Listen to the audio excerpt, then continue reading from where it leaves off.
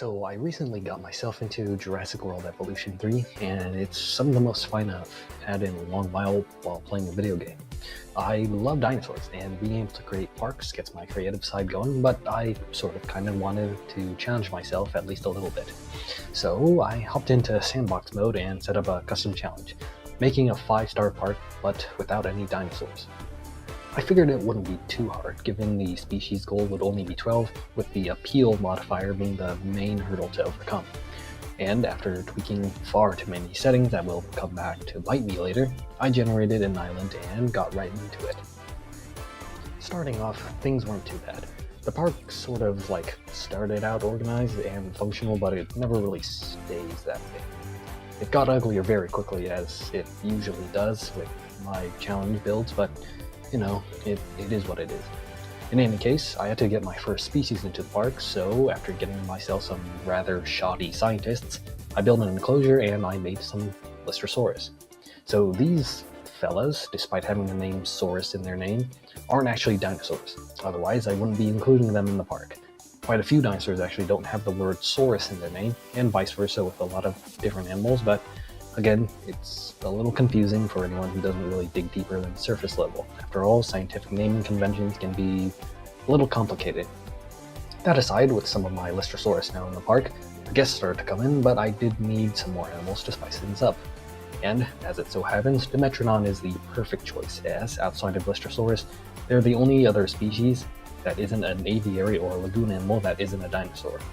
I decided to be a little bit more ambitious than I should have been, so I, right here, decided to make a weird beachside enclosure using the ocean as a border of sorts. As I was doing that, I actually checked on my Lystrosaurus and saw that their status check was expiring, to which I realized I forgot to turn that part of the game off. I turned it back on later though. After improving my infrastructure a tad, researching flying reptile dig sites, and fishing up cooking the Dimetrodon batch, I released them into their beachside enclosure, only for one of them to instantly trigger as a danger to the guests. So I had to slightly tweak the enclosure, but as it turned out, everything would be just fine in the end. With the 2 Permian species all settled in, I started working on an aviary for some Kaiuara. While I was cooking them up, I figured I might as well also start on the lagoon section. So I started to research what I needed, prepared the aviary, and released the first pterosaur of many to come. While they got acclimated to their enclosure, I started to build a lagoon, though not too long after some of the Kaiuara got into a fight, so I had to assign an MVU to the aviary and get that taken care of. After that, I faced one of my biggest enemies in this game, which is adjusting terrain. It stinks, but usually I get it to work after a little while. In any case, after some synthesis, I started work on what will eventually be a mixed Dimorphodon and Quetzalcoatlus enclosure, though the Quetz will come a lot later. And by then, the Ichthyosaurus, which I had researched earlier, had finished incubating, and I released some silly fish lizards to be the first lagoon species of this, admittedly rather crudely made park. With that out of the way, I figured that giving the Kaiuara some company in the form of some Tabajara would do well, so I started to cook up some of them while improving some of the infrastructure of the park in the meantime. And it was at that moment when I realized that I forgot about something.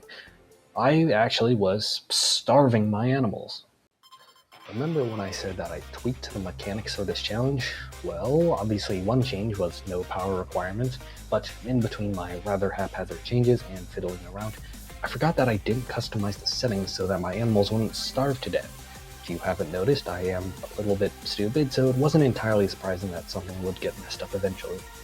I basically had a mini heart attack at seeing my Dimetrodons in an absolute shambles, so after some very hasty additions of feeders to all enclosures, I was then able to refocus on my goal of getting the Kaiuara to buddy up with the Tabajara. It didn't take too long for that to be done.